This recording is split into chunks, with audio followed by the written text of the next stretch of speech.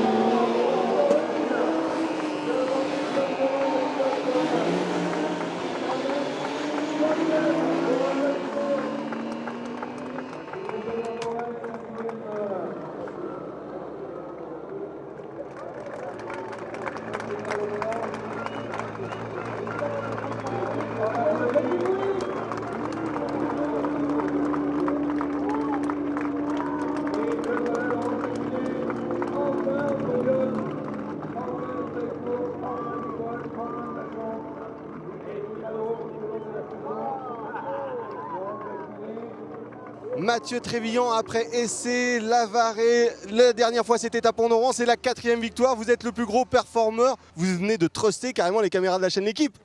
Bah ouais, c'est ce qu'on essaye de faire pour les partenaires, comme ça c'est l'occasion de les remercier.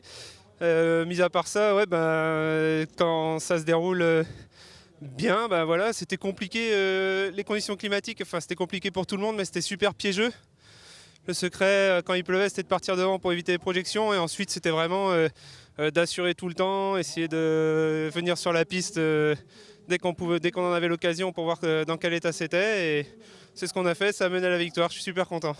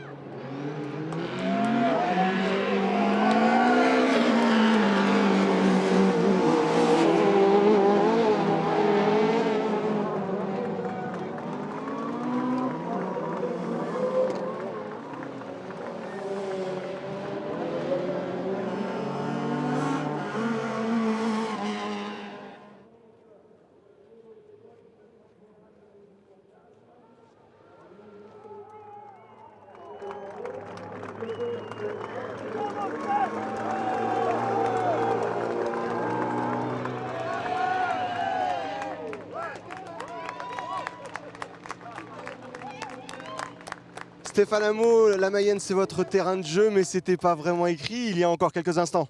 Non, encore quelques instants, dernière ligne de la finale. On savait qu'on pouvait le faire, c'est passé, c'est formidable. On a eu un week-end un peu compliqué, on a réussi à être plus ou moins performant sur le gras, mais ça reste très compliqué par rapport à certaines voitures. Vers le titre pour cette saison 2017, félicitations et un week-end.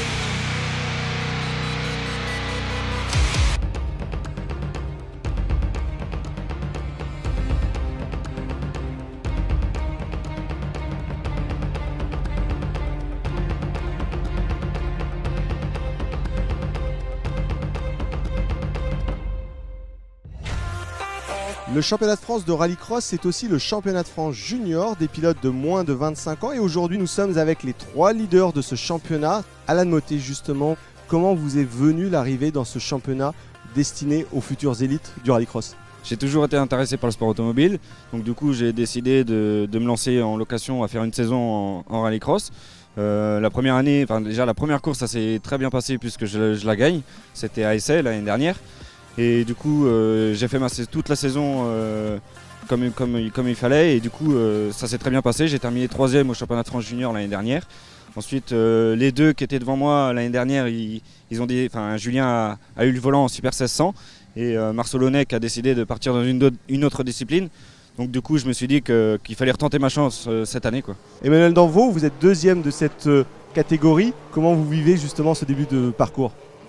Bah écoutez, le début a été assez simple pour moi. Il y a eu de gros faits de course, notamment des disqualifications de Valentin malheureusement. Après Alan s'est remis dedans. Et il a un très gros rythme et il est difficile de le suivre aujourd'hui. Et alors le plus jeune, c'est Valentin, 18 ans. Aujourd'hui, vous faites partie des prétendants, avec j'imagine une victoire en quête pour cette fin de saison. Oui, ce serait cool de gagner au moins une manche. Puis après, Alan roule très vite, Manu aussi. C'est une grosse baston, c'est génial. Alan, Valentin, Emmanuel, vous avez des objectifs qui sont identiques, celui du titre. Et justement, comment vous avez défini cette stratégie, Emmanuel? Bah c'est assez simple, l'année dernière je roulais en Folcar et on finit la saison par des circuits que je connais. Donc ça aide, notamment aujourd'hui Mayenne. Après on va aller à l'essai où j'ai déjà pas mal roulé. Et ensuite Dreux, donc je pense que c'est de bonne augure pour la suite. Ici Alan, l'objectif c'est de conserver ce leadership.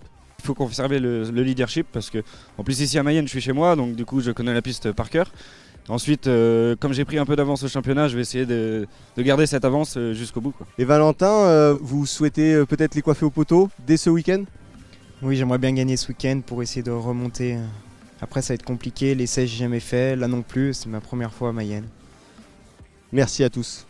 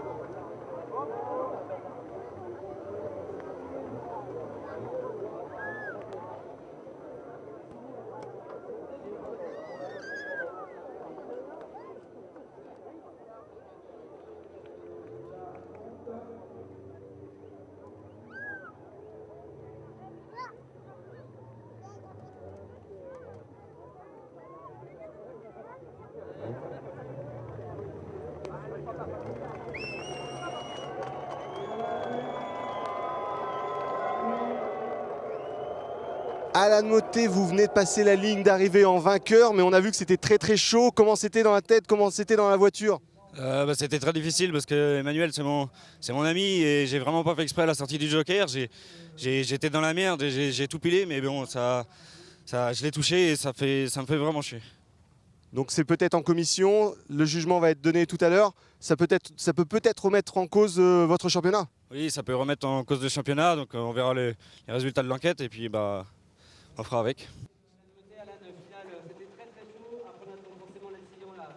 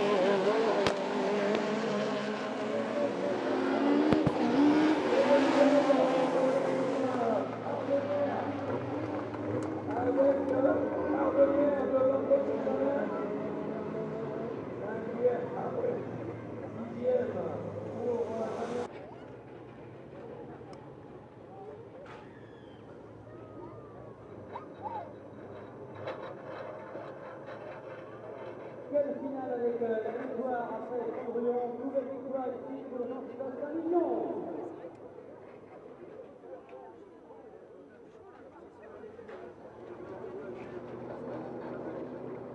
C'était pas bien, juste derrière, avec la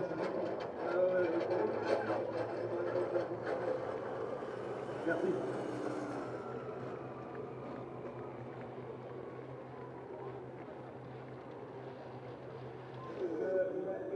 Jean-Sébastien, la fusée Vision est lancée maintenant après la victoire de Pont-Noran. Je crois que le choix des slicks a été prépondérant sur ce départ. Ouais, je t'avouerai que j'ai eu quelques doutes quand même quand j'ai vu les 3 gouttes tomber au départ, mais je suis super content. Déjà en gagner une, c'était pour moi en début de saison carrément impossible. Voilà, en gagner 2, c'est fabuleux. Je pense que c'était bien aidé ce week-end par les conditions qui ont bien favorisé la R3 là, dans ces conditions-là. Ouais, non, je suis vraiment super content. Je voudrais féliciter Max, qu'il reste super correct. Il s'est vraiment approché pendant toute la finale, mais il est très correct et faire des finales comme ça, c'est super.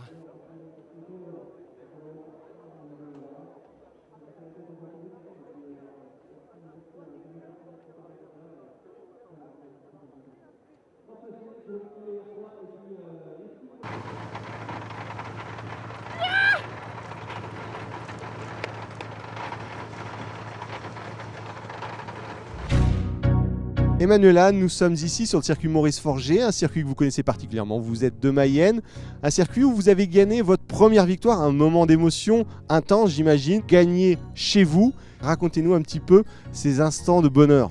Donc oui, tout s'est décidé dans ce virage. Je suis sorti du tour joker et j'ai emmené mon adversaire jusqu'à l'avant-dernier virage. Je suis ressorti devant lui à la corde et j'ai gagné ma première victoire en rallycross.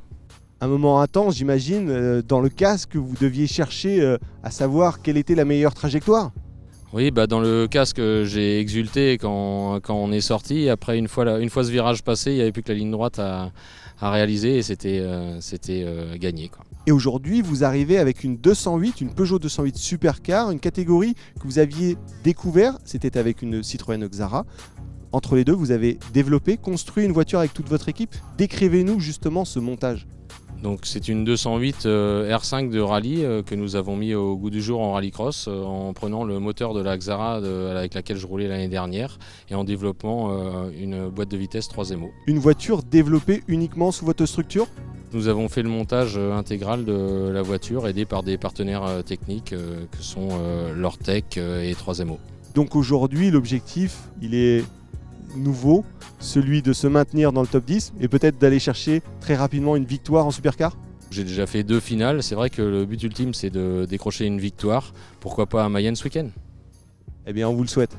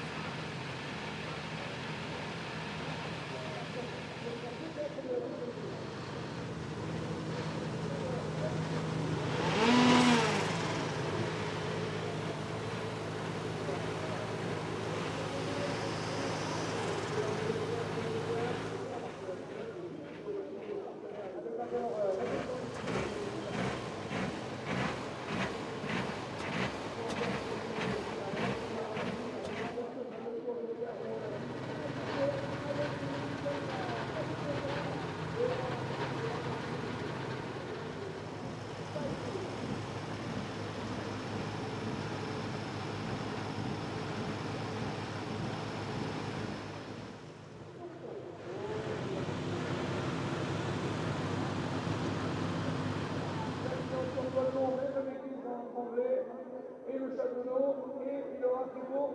Merci.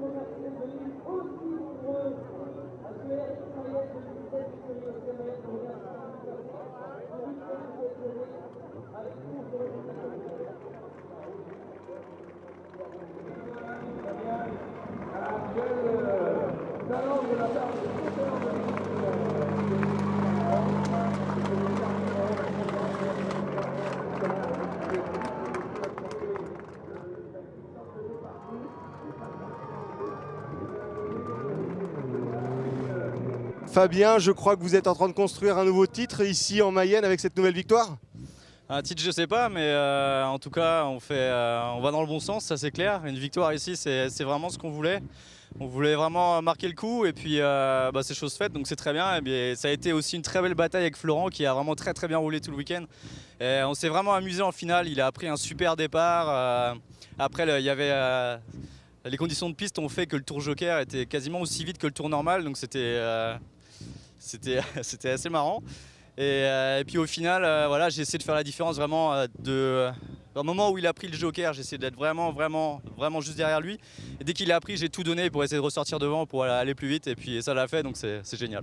Après des conditions quand même relativement difficiles, on voit d'ailleurs votre voiture qui a encore des stigmates de boue. C'était sec vraiment maintenant sur cette finale ? Non, pas vraiment, parce qu'il y avait des endroits quand même qui restaient piégeux. Justement, le tour joker était plus vite que le tour normal à cause de ça, parce que toute la partie normale de la piste était en fait très glissante.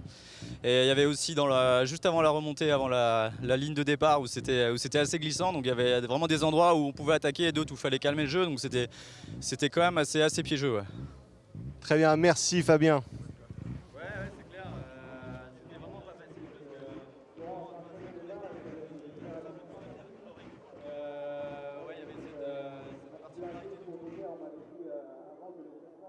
Benoît m'avait dit qu'il était 16 ans et que